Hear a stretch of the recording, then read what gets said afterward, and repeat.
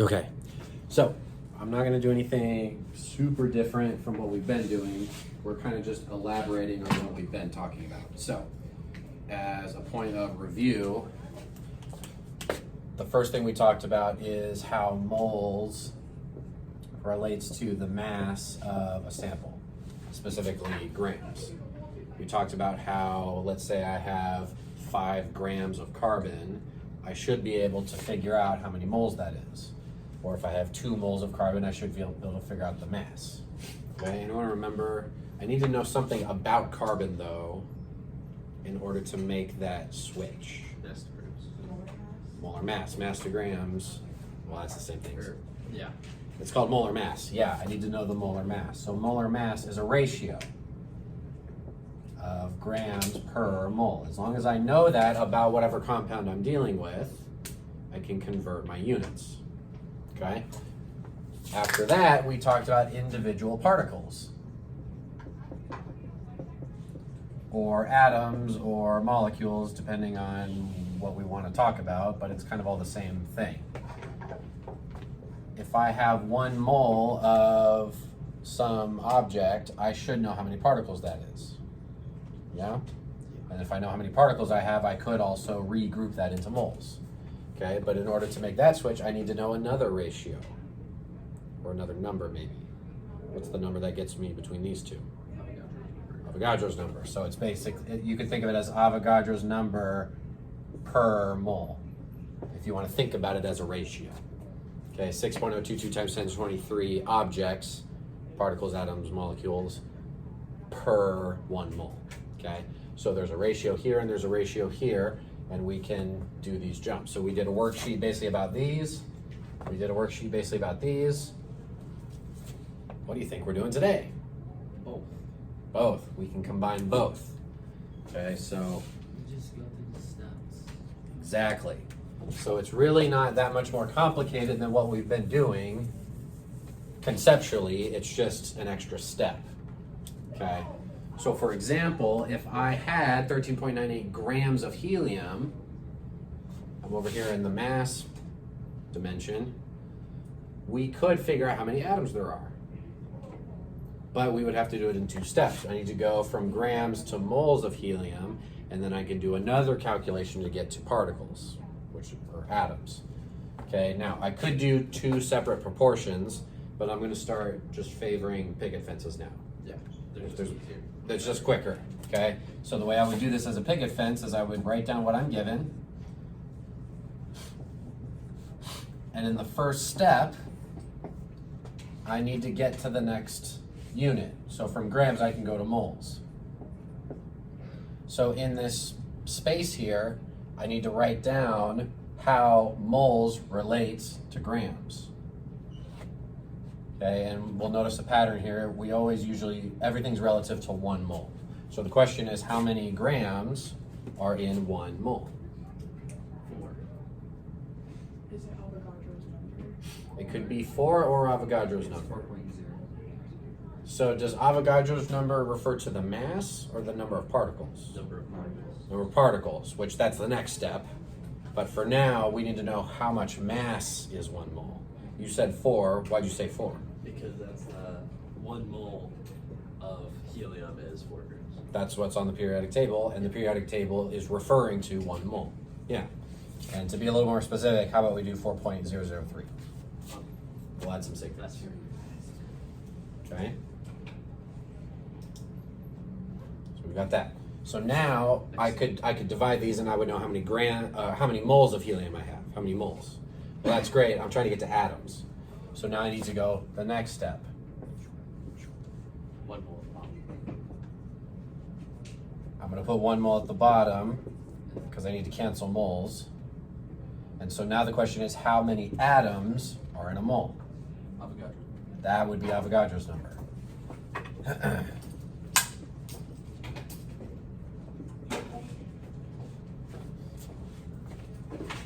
Again, you'll notice a theme. It's pretty common to have 1 mole. We usually set everything relative, relative to 1 mole, and then go from there. Okay, so now that I have my picket fence, I can calculate my answer.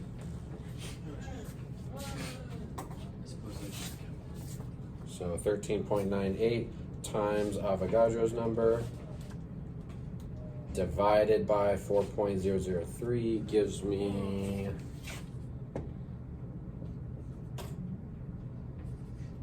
this.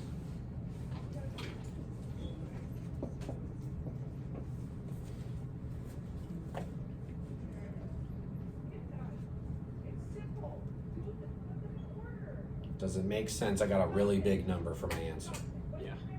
For a general rule of fencing, do you always, or do you just never have the same unit right next to each other? I mean, like, As a general rule, yes. So this is another reason we like picket fences, is everything should cancel except for this unit. Which if we look, it should work. Grams cancels grams, moles cancels moles, and I'm left with that unit. Yeah. So that's another way to know whether we're doing it right. It does make sense I got a huge number because I'm counting atoms. And about 14 grams of helium is kind of a lot of gas. Okay? And if we want to be really mean, we could go back to moles and then use Pivner and figure out what's the volume. And Absolutely. we do all that stuff. We don't do that. That was last chapter. Okay? But it's all related. Okay? So we okay with this? Yes. Yeah. It's what we've been doing. It's 2 steps now. Okay?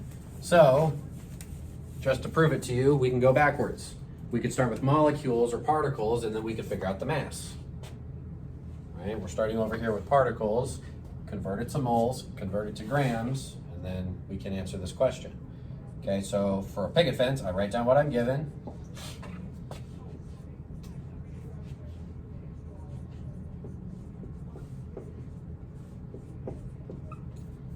Then don't you need to find the carbon dioxide as well? I do need to do the molar mass. So the question is that my first step or my second step? Second step. Okay, I have a vote for second step. We can follow this progression. I'm over here in molecules. I need to get to moles, right? How does moles relate to molecules? Is there any molar mass in here? In this jump here? Am I using molar mass to get from here to here? Yeah. Yes. No, there's no. No, that's not- Molar mass is right here, Oh, Right. right?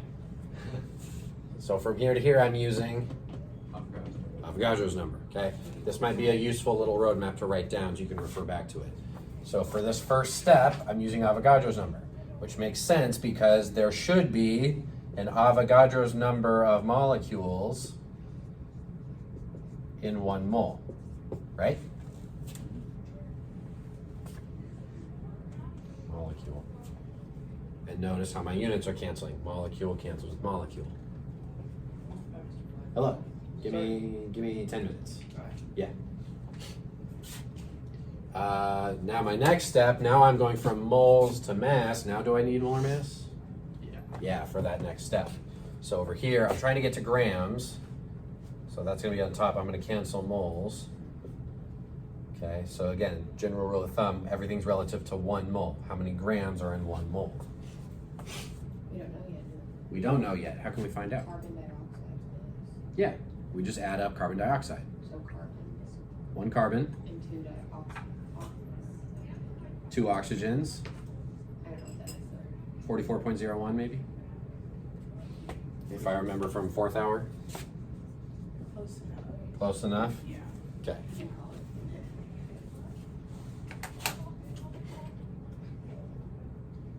Okay. I won't necessarily, well, I'll do the answer. 5.022 times times 10 to the 29 times 44.01 divided by Avogadro's number, and I am putting Avogadro's number in parentheses so that I get the correct answer.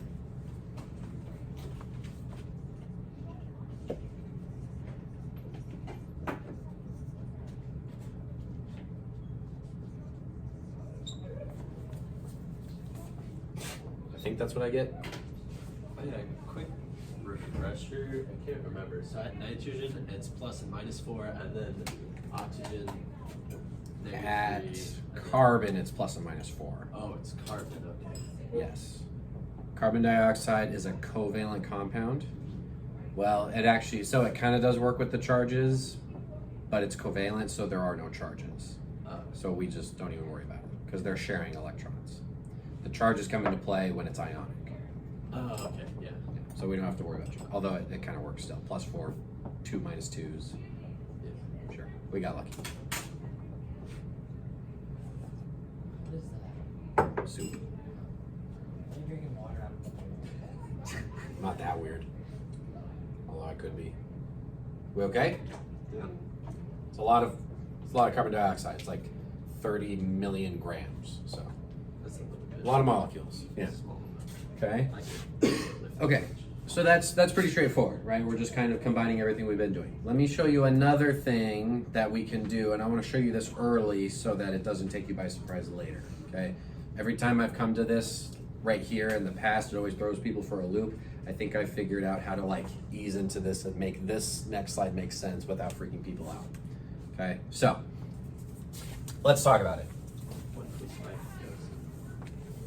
I can actually ask about individual elements within a compound, and you can tell me how much of that element is present inside of the compound. And it actually follows the same kind of process we've been doing. So let me start with an easy example where we can like wrap our mind around how many is going on.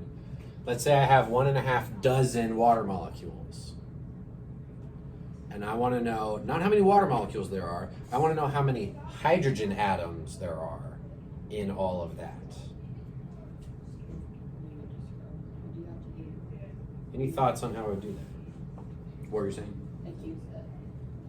Well, Oh, yeah. we can do just like, do that, like, 12 over 1 dozen. We could do a picket fence? Yeah, that's what I was trying to say. Okay. It's not getting it out well. You're fine. I would So I could start with this many water molecules. So you're saying I could go to individual water molecules? Right? One. There's yeah. 12 of those in 1 dozen? Yeah. Yeah, that's exactly right. That's a good first step. I'm not gonna lie, I would skip the step altogether. Okay, what would you do? I would just flat out say 36, because like you can just So you did it all in your head somehow. How did you get to 36? half of a dozen or half of a dozen. Oh wait a minute. Hold I on, would say, my but bad. there's two. So There's two 24, hydrogen half for a every. dozen is a 6. water So 30. molecule. My bad. I was thinking. 36 is the answer. Oh, 36. Oh, okay. Never mind. I'm like juking myself. Okay, so two dozen is 24. Yeah. So you have 1 dozen. Uh-huh. Hold on. Now you got me There's confused. 18 each as well, right? There are 18 water That's molecules. all you have to do. Well, they're doing it in their head and then it gets confusing. Because Take like 2/3 of the actual And you- amount. 2/3 of the actual amount. Just keep If going. we knew how many atoms in total there were, we could do that. We If figure that out. We could. If there are 18 water molecules, Yes. then that means there's, for every water molecule, there are 2 hydrogen atoms, which means. Oh my gosh, you just used a for every statement. I love that. Sorry. For every water molecule, there's 2 hydrogen atoms. Sorry, I cut you off. So then double of 18, which would be 2 hydrogen for each molecule, Yeah. would be 36. Which Exactly. is 36. So we Exactly. put that all in a big thing. Yes. So let me take what everyone just said and write it in Yeah. different ways. Okay? So, in different ways. So, Over 24. let me, okay, so we start with dozen. Let me do a little roadmap of units. Okay? Everyone wanted to go to individual molecules, Yeah. It's just right? How many water molecules do I have? Okay? Then we kind of had different ideas. One idea from this side of the room was to go to straight to hydrogen atoms because we know that there's just double the hydrogen atoms that there are water molecules, right? So this would be multiplying by 2, right? Yeah. Or another idea that came up from this side of the room is we could go from molecules to get total atoms, right? How many atoms are in a water molecule total? There's 3 atoms, so we could multiply by 3 total atoms of everything, but then hydrogen would be 2/3 of that, of those atoms. So we could go from total atoms to hydrogen atoms if we multiply by 2/3.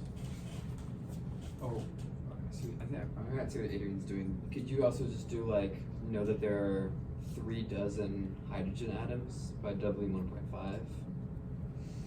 3 dozen hydrogen atoms by doubling 1.5. Oh, I know what he's saying. Like, Sure. there are 2 hydrogen atoms for every water molecule. Uh-huh. So it would be 3 dozen, and 3 dozen is 36.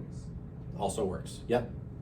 So basically what we're saying is there's a bunch of different ways to multiply the same numbers, right? To get from dozen to molecules, I multiply by 12, right? I could do 12 times 2, so I have 1.5 times 12 times 2 is 36, or I could do 1.5 times 12 times 3 times 2/3 is 36, or I could do 1.5, or somehow you got 3 times 12 is 36, right? There's a bunch of different ways to do it. Okay, so any of these is fine. Okay, for those of anyone else, I could also draw a picture, right? How many water molecules is 1.5 dozen? Draw a picture, you need a big one, is that? No, a literal picture. Oh. How many molecules are there? 1.5 dozen. 18. I could literally draw 18 water molecules. Okay, so this is my H and O, like that. Okay, so 1, 2, 3, 4, 5, 6. Oop, that's not an A, sorry. H, O, right? Remember, it's bent. Throw back to Vesper theory.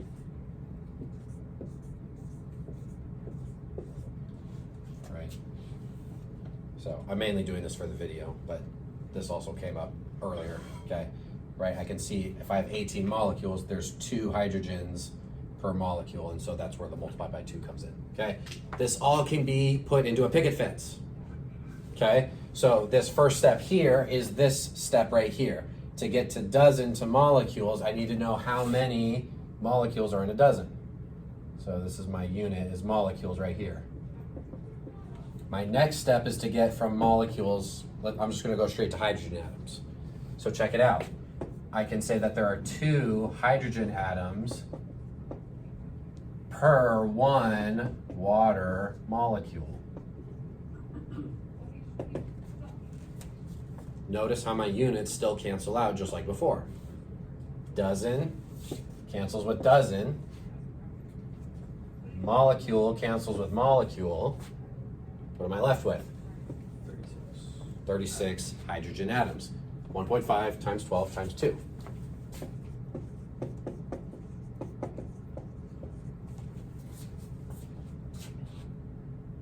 Cool. Okay. So that one's pretty easy because we can kind of visualize it. These are numbers we can kind of appreciate. Let's take it up a step and use numbers that we can't necessarily think about in our head. But the process of doing the problem is going to be the exact same. Let's say I have 0.75 moles of dinitrogen monoxide, also known as laughing gas. And I want to know how many moles of nitrogen there is. We can absolutely do a picket fence. I love picket fences, okay? Let's start with what we're given. Which is more, Brilliant. and now we do nitrogen. So then the Well, how question many moles of is, nitrogen? if I had 1 mole, of gas, could you tell me how many moles of nitrogen there are in 1 mole of this? Do we know that ratio? We do. Yes. No, there's not even, it's easier than Oh, that. here's that. If I have a mole of these, how many moles of nitrogens do I have? 2/3. Ooh. Oh, you just have 2. Let me break it down even simpler. If I had 1 molecule Oh, you're right. of N2O, how many Yeah. nitrogen atoms do I have? 2 more. 1 molecule, 1 individual molecule. I would have 2 nitrogen atoms. Well, what if I had a mole of these, right? I multiply my molecule by a mole. Now I have Avogadro's number of molecules. I would just still have twice as many nitrogen atoms. So I would have 2 moles of nitrogen per mole of N2O. We all see that? Yeah. So this ratio can go right here. For every 1 mole of N2O, I have 2 moles of nitrogen. There's my for every. So every picket is a for every statement. For every 1 mole of this, I have 2 moles of that. That's all you do that? I think so. How do you know that 1 molecule is equal to 2? Well, where it actually tells me is in the chemical formula. Just that it says N2. The 2 right there is telling me that for every one of these, I get 2 of those. Yeah. Moles of N2O cancels moles of N2O, and now I have moles of N. So, Will, to go back to your statement earlier, I do have moles and moles next to each other, but we got to pay attention. The chemical is actually part of the unit. Moles of N2O cancels moles of N2O, but I have moles of N here, so it's technically a different unit. 0.75 times 2 is? 1.5.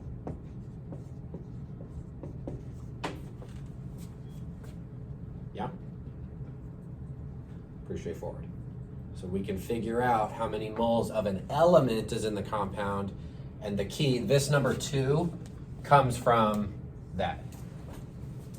Okay. So you can think of those subscripts as a mole ratio of moles to moles. Moles of nitrogen to moles of the compound. Okay, one more. I'm gonna give you guys a head start, see if you can figure it out on your own. You don't have Oh, sorry. Oh, I got that. Oh, You're good. okay. 5 grams of sucrose. If I have 5 grams of sugar, sucrose, how many oxygen atoms are there? 11. See if you can tell me. I'm gonna give you guys a head start. I'll wait a few minutes. Oh, I don't know. People in the video can start fast forwarding and figure out where we start talking again. I will sell canned soda. Or donuts. Okay. Thank you. Thanks for waiting. Oh, no problem. I don't want to.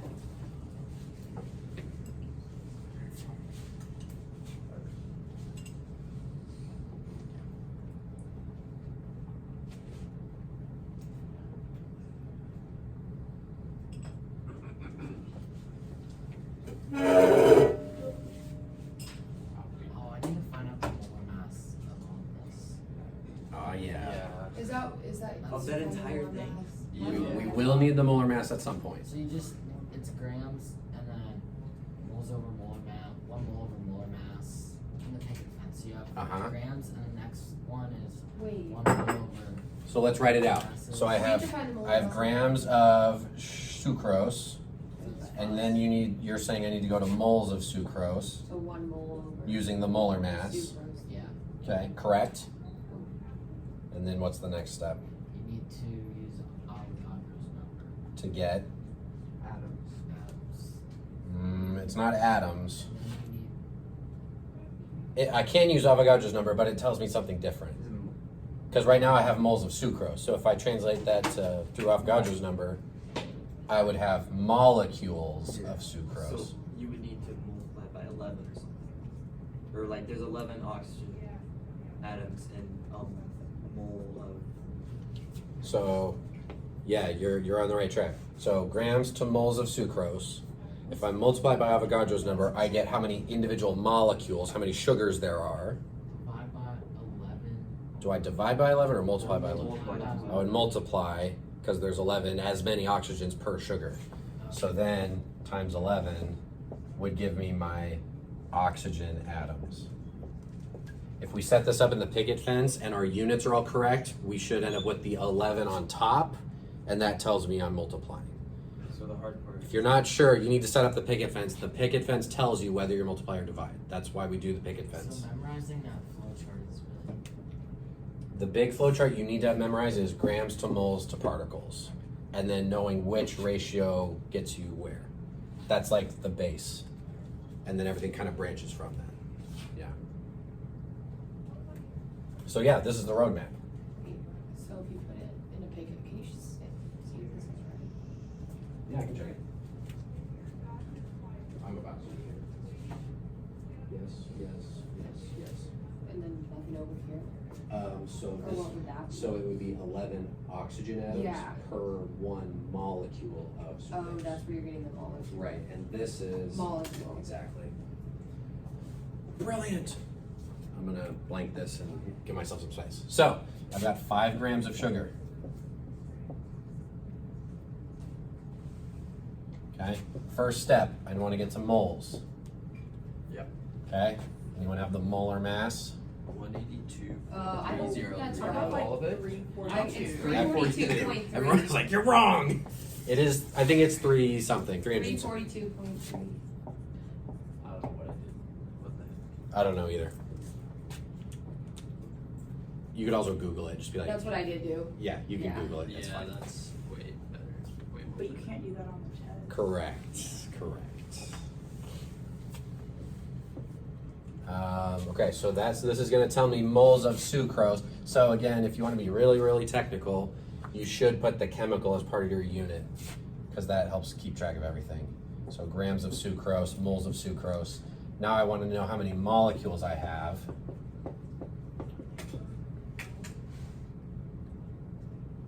So you put Avogadro. So I'm going to cancel moles of sucrose. There should be an Avogadro's number of molecules, sugar molecules, sucrose molecules per 1 mole. Yeah. Yes.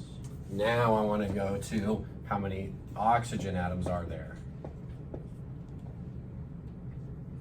Well, I'm going to cancel. So for every 1 sucrose molecule, I have 11 oxygen atoms.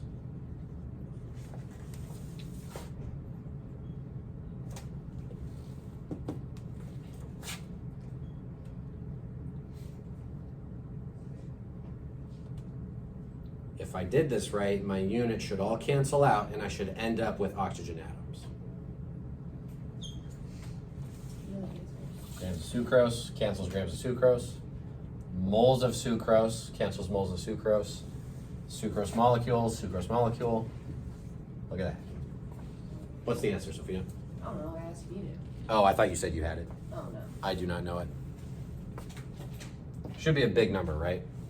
Yeah. A lot of oxygen atoms in sugar. Someone help me out. It's a big number. Should be. If you have 5 grams of sugar, I think you have a lot of oxygen atoms in there. But isn't it 5 times 11 divided by 342?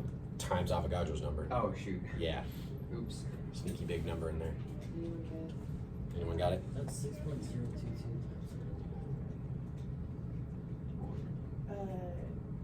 Does the answer start with a 9? Sure. It's yeah. That's like Okay, 9 point. What do you think? you can say it. Okay, it's 9.677 times 10 to the 22nd. That sounds familiar from earlier.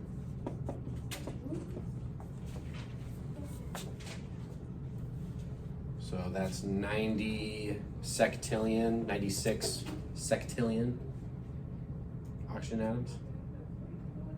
It's kind of a lot. It's a lot of atoms. All right, Slight amount. awesome. We okay? Questions? Doing alright. That last Awesome. step always is tripping me up though. Which one? The last one where you make the ratio of oxygen atoms to. It comes from the chemical formula. I just need to run that. I'm gonna write that down. What was it? H something? Oh, 11. It's like C12, H22, something like that. Yeah. That ratio is right there. That's where we get that from.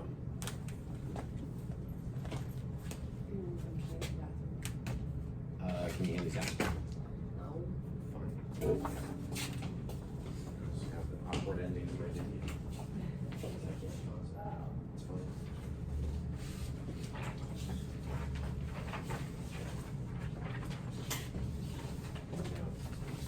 Awesome. I feel like this made sense.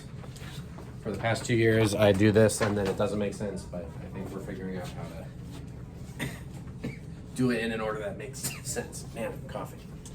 All right. Bye, YouTube.